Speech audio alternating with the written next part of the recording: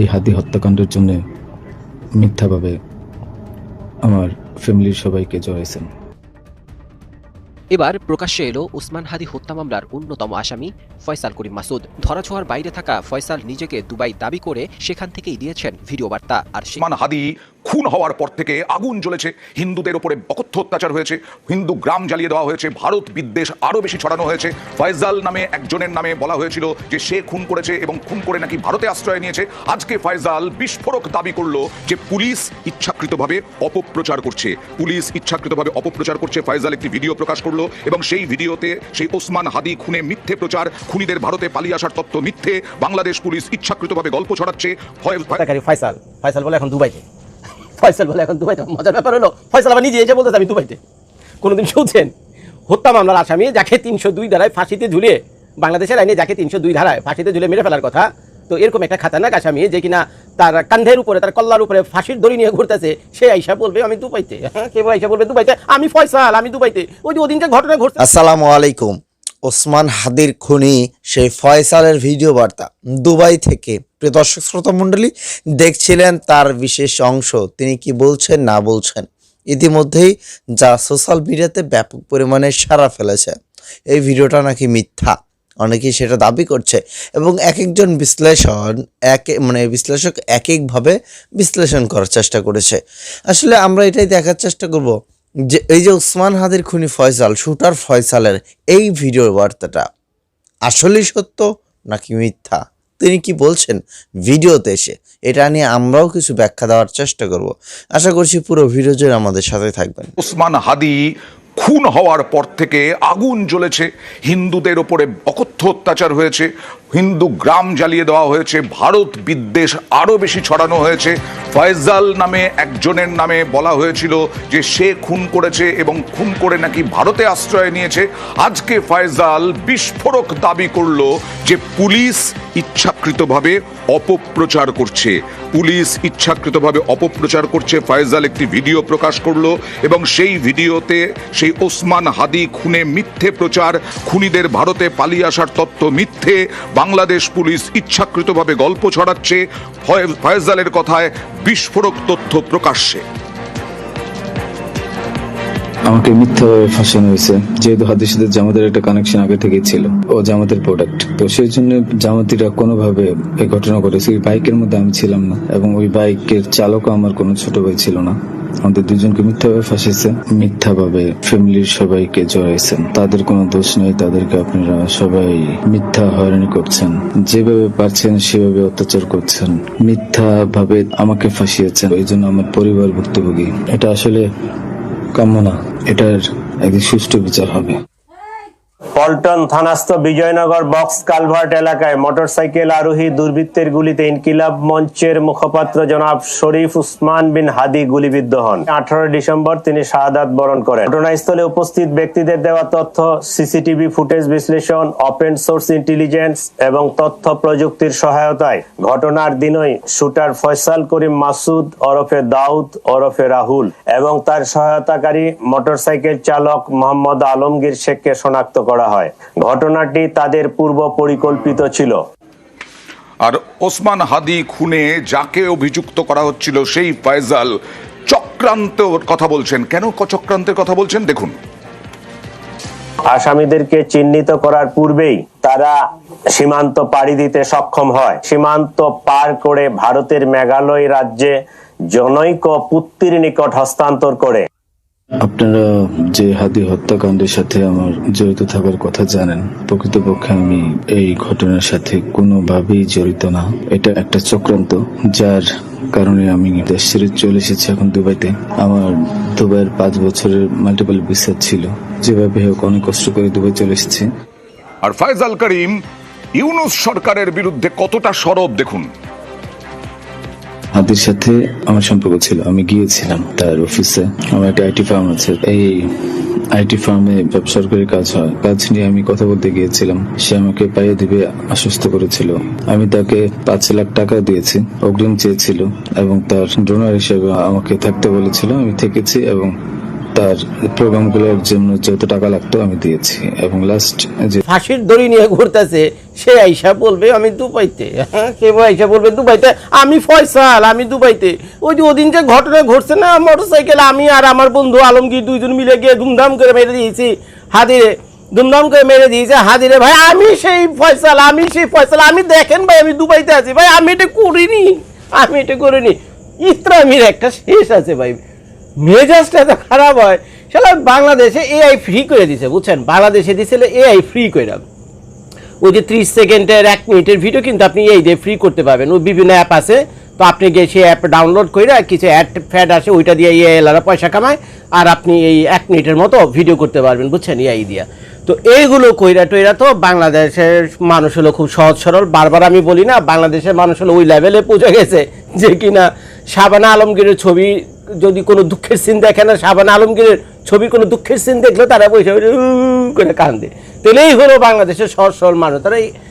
তারা এই দিয়ে বানাও, অরিজিনাল হোক আসল হোক নকল হোক, এগুলো তাদের খোঁজার সময় নেই। তো তারা তো এটা সত্য ধরে নিচ্ছে, ফয়সাল মানে সত্যি সত্যি কয়েছে আমেরিকাতে, সরি ফয়সাল আছে দুবাইতে আছে, এবং ফয়সাল দুবাই থেকে বয়ে বলতেছে যে আমার নামই ফয়সাল, যে মোটরসাইকেল দেখানো হয়েছে ভাই ও মোটরসাইকেল আমি ছিলাম না, আমি ফয়সাল, আমি একেবারে আমি কসম খেয়ে কইতেছে আমি ফয়সাল, ঠিক আছে আমি কসম খেয়ে কইতে আমি ফয়সাল, এবং আমার দোস্ত আলমগীর তো ও ওই মোটরসাইকেলের পিছনে ছিল না, আর আমি তো মারি না, আমি জীবনে পিস্তলের চোখে দেখিনি, আমি জীবনে পিস্তলের চোখে দেখিনি। কাহিনীটা করলো কে? এই কাহিনীটা করলো কে? তো এগুলো বৈশা বৈশা বলতেছে। তো এখন যে চেহারা যে দেখাইলাম, চেহারা সুরত যে দেখলাম, যে এআই দিয়ে বানাইছে এটা দেখা, তো সেই চেহারার সাথে আমি বারবার বুঝছেন বারবার জুম কইরা ফয়সালের যে ছবি পত্রপত্রিকায় তো ভরা, দেখেন আপনার ফেসবুক ইউটিউবে ভরা ফয়সালের ছবি, আমি ফয়সালের ছবিটা জুম করে দেখলাম, আর এই ছেলের বক্তব্যটা মানে চেহারাটা জুম করে দেখলাম, মিলিতে পারে মোসি তো মিলে না, যে এই দিয়ে বানিয়েছে মোসটাকে ঠিক মতো মিলাতে পারেনি। আর ফয়সাল তো বেশ দেখতে অনেকটা উঁচা লম্বা, আর এখান থেকে টুকটাক দাড়ি একটুখানি ছিল, হালকা পাতলা এখানে একটা দাড়ি ছিল, চুলগুলো একটু ডিফারেন্ট স্টাইলে ছিল, একটু কোনোটাই ম্যাচ করে না এই ছেলের সাথে। অথচ এই ছেলে এগোতেছে এই বলে ফয়সাল। ভাই কালকে সকালে যদি ঘুম থেকে উঠতে দেখেন না, ফয়সাল এখন আমেরিকাতে, এবং আমেরিকাতে বৈশা ফয়সাল ওই ভিডিও বার্তা পাঠিয়েছে বাংলাদেশ সরকারকে। আমেরিকাতে বৈশা ফয়সাল ভিডিও করে ফয়সাল লাইভ করতেছে আমেরিকাতে বৈশা। আশ্চর্য আর কিছু নেই, এরকমই ঘটবে বুঝছেন। তো আপনারা তো চিলাচিলি শুরু করবেন, মানে কনফিউজড হয়ে যাবেন আপনি, হাই ফয়সাল তুই কই, তুই কি ভারতে, তুই কি দুবাই, নাকি তুই আমেরিকাতে? যে কিনা দুবাইতে বসা ফয়সালকে দিয়ে এআই ভিডিও বানায় বাংলাদেশের মানুষকে বোকাচোদা বানাইতে পারছে, তো একই ব্যক্তি তো ফয়সালকে এখন আমেরিকাতে নিয়ে যাব, 2 দিন পর আমার শ্বশুর বাড়ি অস্ট্রেলিয়াতে নিয়ে যাব, 3 দিন মালয়েশিয়াতে নিয়ে যাব, আরেক দিন দক্ষিণ কোরিয়াতে নিয়ে যাব। আর এগুলো নিয়ে কন্টেন্ট ক্রিয়েটর আছে অনেক, বুঝছেন, যাতে খাওয়া দেয় কোনো কাম কাজ নেই, সারাদিন বয়ে থাকে এই সংবাদের আশায় যে কখন এই ধরনের একটা নিউজ পাইবো তারা তো তাদের ফেসবুক ইউটিউবে চালাবে, আর মাঝখান থেকে আপনারা মেয়ে বোকাচোদা হইবেন। তো এই লোক কাহিনী। তো ভাই সত্যি করে আমি বলতেছি, যে ছেলেকে আপনারা দেখছেন এই ছেলে ফয়সাল হতেই পারে না, আপনাদের কাণ্ডজ্ঞান ব্যবহার করেন, এই ছেলে চার স্রোত মিলাই দেখেন, এই ছেলে সেই ছেলে না। তো কাজেই আপনারা একটু খেয়াল রাখেন কে সংবাদ পরিবেশন, মানে কে সংবাদ দেয়, নিউজের সোর্স কি একটু খেয়াল রাখেন আপনারা। এমন তো হইলে হইব না রে ভাই, এমন তো হইলে হইব না ভাই। আপনারা তো ভাই কি আর কম ভাই, এত সহজ সরল তো চলতে পারবেন না, তো যাই হোক ভাই, 2 দিন পর যদি ফয়সাল বলে আমি আমেরিকাতে আছি, আমি অস্ট্রেলিয়াতে আছি, বুঝছেন, তো আপনাদের আশ্চর্য যাওয়ার মতো কোনো কিছু নাই, আর আপনারা ঘাবড়েও না। আমার বিশ্বাস ফয়সাল দুবাইতে মনে হয় না, বুঝছেন, দুবাইতে যাবে, কারণ দুবাইতে হলো সুলতানি শাসন, সেখানে ওখানে তো ডেমোক্রেসি নাই, আর দুনিয়ার দেশে গেল এই ক্রিমিনাল দুবাইতে যাবে না।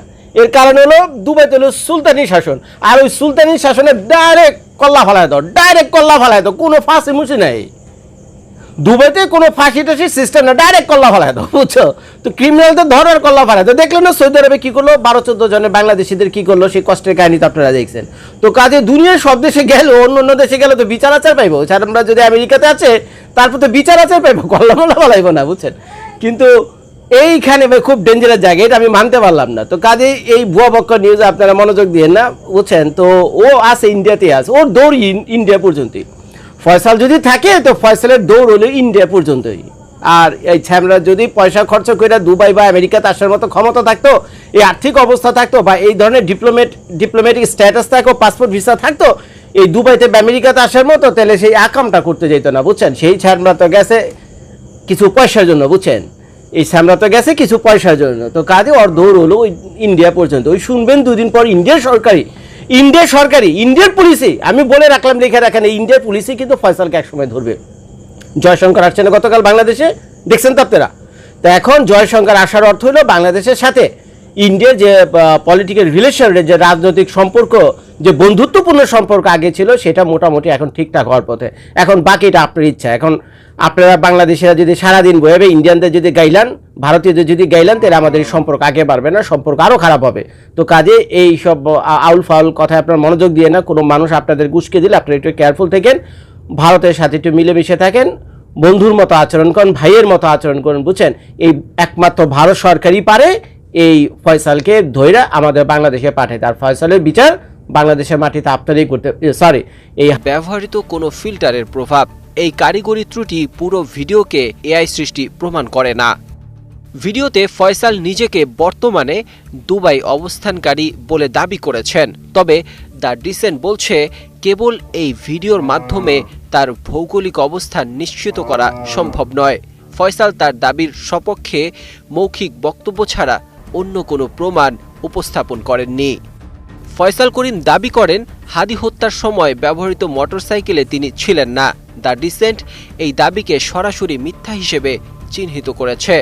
প্রতিষ্ঠানটির আগের বিশ্লেষণ এবং আইন শৃঙ্খলা বাহিনীর তদন্তে নিশ্চিত হওয়া গেছে মোটরসাইকেলের পেছনে বসে থাকা ফয়সাল করিমই গুলি চালিয়েছিলেন এবং চালকের আসনে ছিলেন তার সহযোগী আলমগীর শেখ। দেশের শীর্ষ গণমাধ্যমগুলোতেও এই তথ্য প্রমাণ সহ প্রকাশিত হয়েছে। গত 12 ডিসেম্বর দুপুর আনুমানিক 2:20 পল্টন থানার বক্স কালভার্ট রোডে হামলার শিকার হন শরীফ ওসমান হাদি। মতিঝিল মসজিদ থেকে জুমার নামাজ শেষে সোহরাওয়ার্দী উদ্যানের দিকে যাওয়ার পথে মোটরসাইকেল থেকে গুলি চালানো হয়। গুরুতর আহত অবস্থায় তাকে ঢাকা মেডিকেল কলেজ হাসপাতাল ও পরে এভারকেয়ার হাসপাতালে নেওয়া হয়। 15 ডিসেম্বর তাকে সিঙ্গাপুর পাঠানো হয়। সিঙ্গাপুর জেনারেল হাসপাতালে চিকিৎসাধীন অবস্থায় 18 ডিসেম্বর রাত 9:45। অধিকাংশ লোক এখন বলছে যেটা না, ওসমান হাদির খুনি শুটার ফয়সাল। কিন্তু ভাই আমার কাছে মনে হচ্ছে না যে এটা রিয়েল কোনো মানুষ। এআই দ্বারা এখন অনেক কিছু করা সম্ভব। একজন খুনি, তিনি কি খুন করে বলবেন আমি এখন দুবাইয়ে আছি, আমি অমুক জায়গায় আছি, আমাকে এসে ধরো, হ্যাঁ আমি এইটা করছি, আমি ওইটা করছি, এভাবে কেউ বলতে পারবে? এত বড় সাহস কারো আছে? কি মনে হয় আপনাদের? এটা কি নতুন করে একটা বিভ্রান্তকর সৃষ্টি করতেছে না? যেটা আমার কাছে মনে হচ্ছে। তবে হ্যাঁ, এটা এআই না, এটা মানুষ এবং এটা ফয়সালেরই ভিডিও, এরকমটাই কিন্তু প্রমাণ করছে অনেক কিছুই তথ্য দ্বারা এটা প্রমাণিত হচ্ছে যেটা অরিজিনালি ফয়সাল। প্রিয় দর্শক, কি মনে হয় আপনাদের কাছে সেটা লিখবেন আমাদের কমেন্ট বক্সে এবং ভিডিওটা শেয়ার